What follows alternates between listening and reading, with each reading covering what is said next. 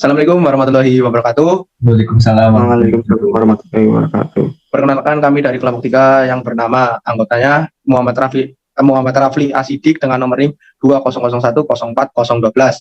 2. Aymar Hasan dengan NIM 200104019 dan Muhyiddin dengan nomor NIM 200204046. Lanjut.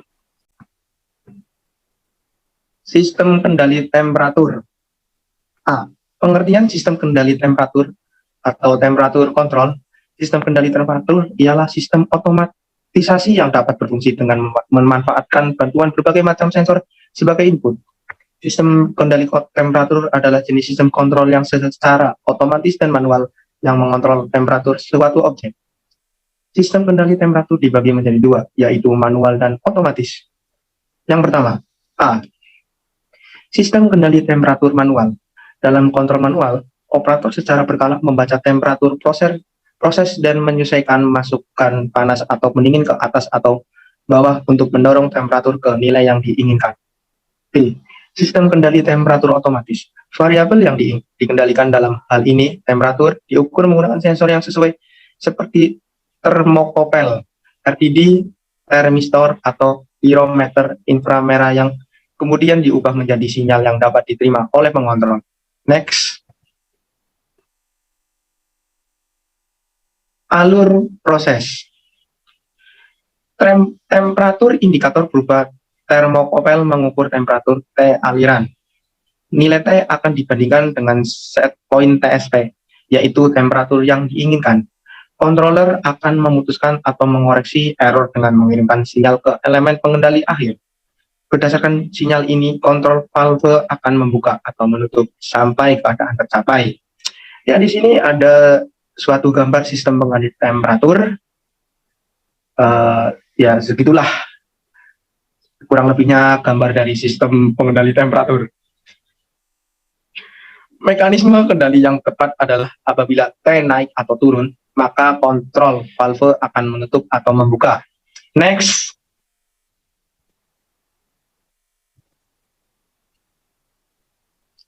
Sebagai contoh suatu ruangan yang memiliki pendingin, udara harus dapat menghemat biaya penggunaan listrik. Dengan adanya temperatur kontrol, kita dapat membuat pendingin ruang tersebut dapat menyala dan mati sesuai waktu yang kita tentukan.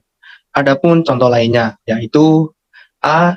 Sistem security keamanan, B. Sistem valve, C. Inverter, D. Pompa motor. Ini adalah contoh pengaplikasian.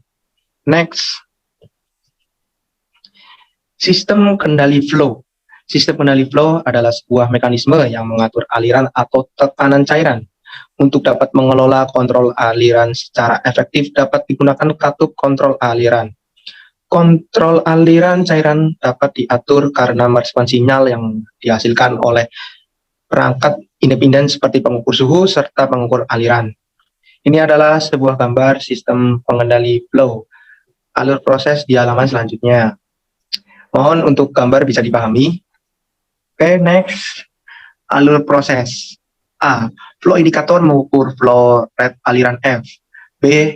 Nilai F akan dibandingkan dengan set point VSP, yaitu kecepatan aliran yang diinginkan. D. C. Controller akan memutuskan atau mengoreksi error dengan mengirimkan sinyal ke elemen pengendali akhir. D. Berdasarkan sinyal ini, kontrol valve akan membuka atau menutup sampai keadaan mantap tercapai. E. Mekanisme kontrol yang tepat adalah apabila F naik, maka kontrol valve akan menutup. Sebaliknya, apabila F turun, maka kontrol valve akan membuka. Next. Contoh pengaplikasian. Di sini ada gambar contoh pengaplikasian. Mohon diperhatikan baik-baik. Oke, lanjut ke materinya langsung. A. Sistem pengendali filling unit LPG. B. Sistem dispenser SPBU. Bagian pertama mesin ini adalah mesin pengisap cairan BBM dari tangki pendam. Mesin tersebut terhubung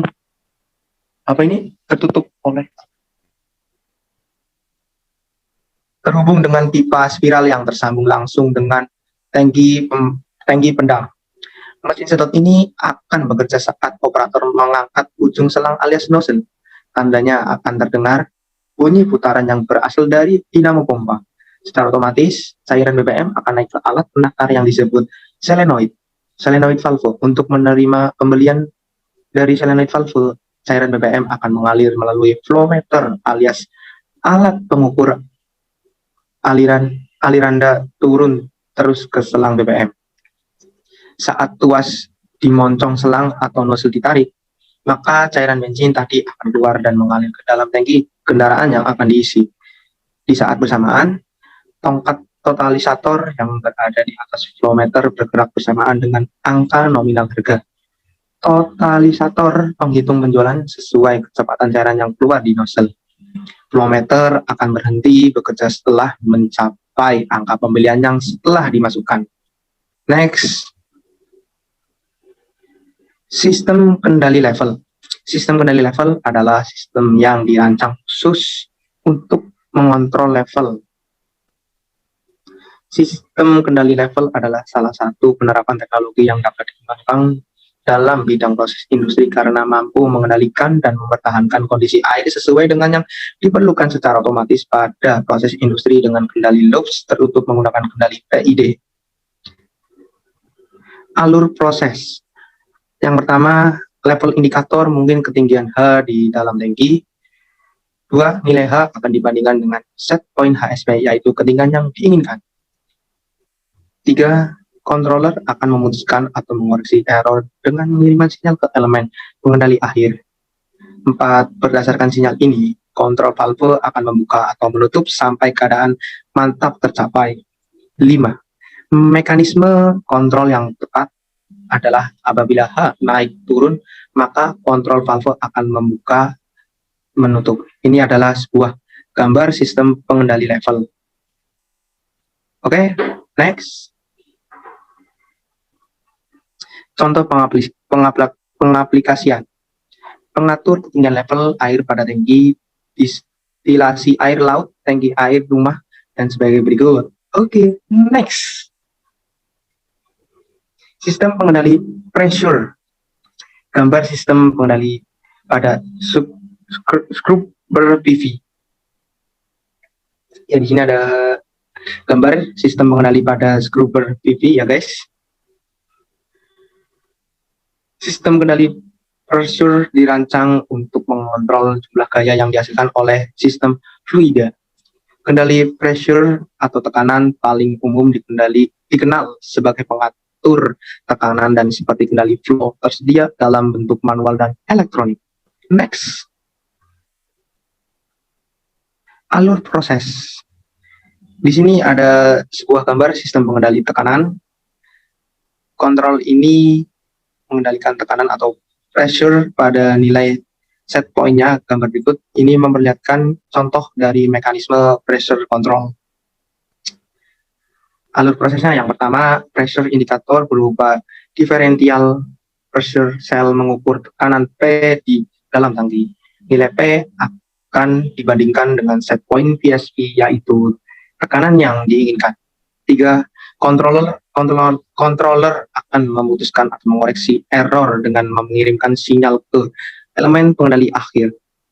Berdasarkan sinyal ini, kontrol valve akan membuka atau menutup sampai keadaan mantap tercapai. 5. Mekanisme kontrol yang tepat adalah apabila P naik turun, maka kontrol valve akan membuka menutup. Next. Contoh pengaplikasian generator uap dan valve pada main gas HRCD. Next. Terima kasih. Ya, baik teman-teman, dari kelompok saya, apabila ada pertanyaan silakan dijawab. Silakan ditanyakan dan saya menjawab. Salah guys, salah. Sorry. Oke, silakan bertanya. Ya, monggo. perkenalkan nama saya Muhyiddin. Saya akan menanyakan tentang apakah manusia mempunyai peran dalam sistem kendali level? Jelaskan. Oke. Di sini saya sebagai yang presentasi saya akan menjawab. Jadi jawabannya adalah peran manusia sangat dominan dalam menjalankan perintah sehingga hasil pengendalian akan dipengaruhi pelakuan. Contoh, Peran manusia dalam sistem pengendali level secara manual, tangan berfungsi untuk mengatur permukaan fluida. Dalam tangki permukaan fluida bertindak sebagai masukan, sedangkan penglihatan bertindak sebagai sensor. Operator berperan membandingkan tinggi sesungguhnya saat itu dengan tinggi permukaan fluida yang dikehendaki. Ya, apabila ada salah kata, mohon dimaafkan dan dimaklumi. Wabillahi taufiq wal hidayah. Wassalamualaikum warahmatullahi wabarakatuh.